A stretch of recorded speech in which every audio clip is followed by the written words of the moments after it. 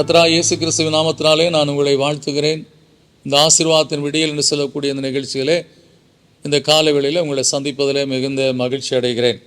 இந்த நாளில் நான் உங்களோடு கூட பகிர்ந்து கொள்ளும்படியான தேவனுடைய வார்த்தை நீதிமொழிகள் 18:10. கர்த்தரின் நாமம் பலத்த துருகம், நீதிமான் அதற்குள் ஓடி சுகமாய் இருப்பான் என்று சொல்லி இந்த வேத வசனம் சொல்லுகிறது. கர்த்தர் நமக்கு அடைக்கலம், பலன், அரண், கோட்டை என்று சொல்லி நாம் அறிந்திருக்கிறோம். ஏன்னா நம்முடைய வாழ்க்கையில கர்த்தருடைய நாமத்தை அறிந்து கொண்ட பின்பாக, கர்த்தரை அறிந்து கொண்ட பின்பாக, நம்முடைய வாழ்க்கையில் நாம் எந்த ஒரு காரியமாக இருந்தாலும் அவரிடத்துல தான் நாம் ஓட வேண்டும். அவருடைய நாமத்தை சொல்லித்தான் நம்ம அவரிடத்துல நம்முடைய காரியங்களை ஒப்புக் கொடுக்க வேண்டும்.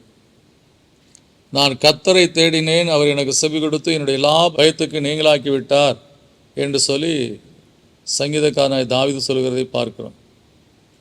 நம்முடைய வாழ்க்கையில் எப்பொழுது பயம் என்று சொல்லக்கூடிய, திகில் என்று சொல்லக்கூடிய காரியம் வரும்போது நாம் செய்ய வேண்டிய ஒரே ஒரு காரியம், அவர் சமூகத்தை தேடி, உன்னதமானவரின் மறைவில் இருக்கிறவன் சர்வலோடு நிலைத்தங்குவான்.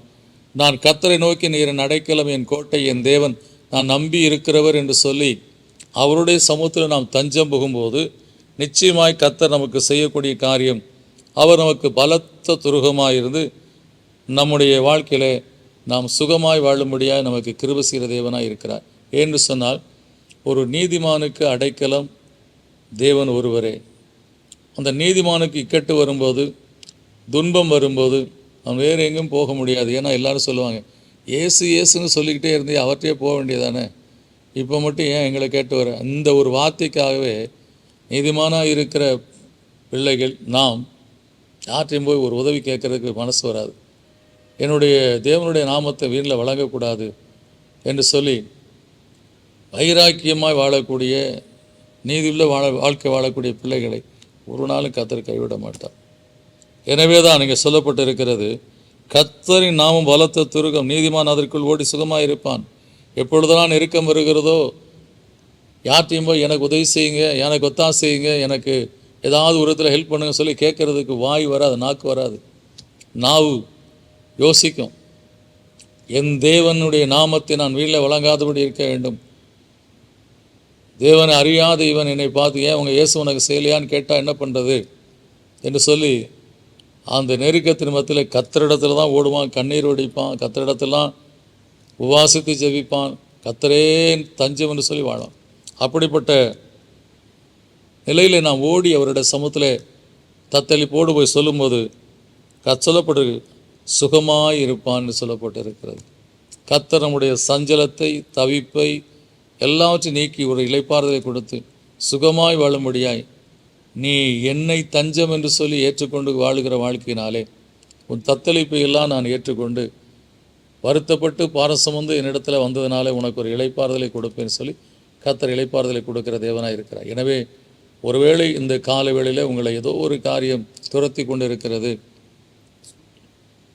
உங்கள் மனதுக்குள்ளே ஒரு தத்தளிப்பு இருக்கிறது, எப்படி இந்த காரியத்தில் நாம் எழுப்பி வரப்போகிறோம்,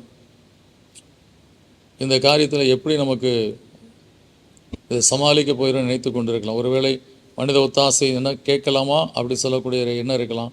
அதே சமயத்தில் இல்லை என் தேவன் எனக்கு போதுமானவர், கர்த்தரின் மேய்ப்பராக இருக்கிறார், நான் தாழ்ச்சி அடையேன் என்று சொல்லி அவரை விசுவாசித்து இங்கே காத்து கொண்டு இருக்கலாம். அப்படியே கர்த்தருடைய சமூகத்தில் விசுவாசத்தோடு காத்திருந்து ஜெபிக்கும் போது நிச்சயமாய் கர்த்தர் உங்களுக்கு இளைப்பாறுதலை கொடுத்து சுகமாய் அவருடைய சமூகத்தில் நீங்கள் வாழ்ந்திருக்க முடியாத ஆசீர்வாதத்தை கொடுப்பார். இந்த விசுவாசத்தோடு ஜெபிப்போம். நல்ல பிதாவே, நன்றியோடுமை துதிக்கிறோம், சோதரிக்கிறோம். என்றைக்கு நாங்கள் ரட்சிக்கப்பட்டு இயேசு என் தெய்வம் என்று சொல்லி கர்த்தாவே நாங்கள் உம்மை எங்கள் சொந்த தெய்வமாக ஏற்றுக்கொண்ட பின்பாக இந்த உலகம் எங்களை பார்த்து கொண்டு இருக்கிறது. கர்த்தா, உலகம் எங்களுடைய காரியங்கள் எல்லாம் கர்த்தா பார்த்து கொண்டு இருக்கிறாங்க. எப்படியாவது இவன் என்கிட்ட வந்து ஏதாவது உதவி கேட்க வருவான் என்று சொல்லி அந்த நேரத்தில், ஏப்பா உனக்கு இயேசு ஒன்றும் செய்யலையா, என்னை தேடி வந்திருக்கிறேன்னு சொல்லி கர்த்தாவே அதை கேட்கணுன்றதுக்காகவே பலர் அப்படி வன்மத்தோடு இருப்பாங்கப்பா. அப்படி உம்முடைய பிள்ளைகள் வாழ்க்கையில் நீர் அவர்களை கைவிடுகிற தேவன் அல்ல. கர்த்தாவே, நீர் செய்ய முடியாத உதவியும் கிடையாது, நீர் கொடுக்க முடியாத ஒத்தாசையும் கிடையாது. அப்பா, அப்படிப்பட்ட தெய்வத்தை நாங்கள் ஆராதிக்கிறோம். எனவே இந்த கால வேளையிலே கர்த்தா, எந்தெந்த பிள்ளைகள் வைராக்கியத்தோடு கர்த்தரின் மெய்ப்பராக இருக்கிறார், நான் தாழ்ச்சி அடையேன் என்று சொல்லி சிறு பிராயத்திலிருந்தே இந்த வசனத்தை சொல்லி வாழ்ந்த பிள்ளைகள் இன்றைக்கு ஒரு நெருக்கத்தோடு இருக்க சூழ்நிலையில் கர்த்தாவே இந்த பிள்ளைகளுடைய வாழ்க்கையில் இருக்கக்கூடிய இந்த நெருக்கத்தை இன்றைக்கு இந்த காலவெளியில் எடுத்து போட்டு கர்த்தாவே உம்முடைய நாமத்தை நம்பி வாழுகிற இந்த பிள்ளைகளுக்கு, நீதியுள்ள ஒரு வாழ்க்கை வாழுகிற இந்த பிள்ளைகளுக்கு நீர் கர்த்தாவே உதவி செய்து அவர்கள் சுகமாய் வாழும்படியாய் இளைப்பாறுதலோடு வாழும்படியாய் அருள் செய்தலும் பிதாவே. இயேசு கிறிஸ்துவின் நல்ல பிதாவே, ஆமென். கர்த்தர் நிச்சயமாய் கைவிட மாட்டார். அவரை நம்பி வாழும்போது மற்றவர்கள் நம்மை பார்த்து குறை சொல்லும்படியான காரியத்தை கர்த்தர் அனுமதிக்க மாட்டார். பரிகசிக்கும்படியாய் நம்மை நிச்சயமாக கர்த்தர் கைவிட்டு விட மாட்டார். நிச்சயமாக கர்த்தர் நாமம் நமக்கு பலத்த துருகம். நீதிமான் அதற்குள்ளே ஓடி சுகமாக இருப்பான்னு சொன்னபடி அவரை நம்பி வாழுகிற வாழ்க்கையில் நீங்கள் என்னாலும் சுகித்திருப்பீர்கள், சுகமாக இருப்பீர்கள். God bless you.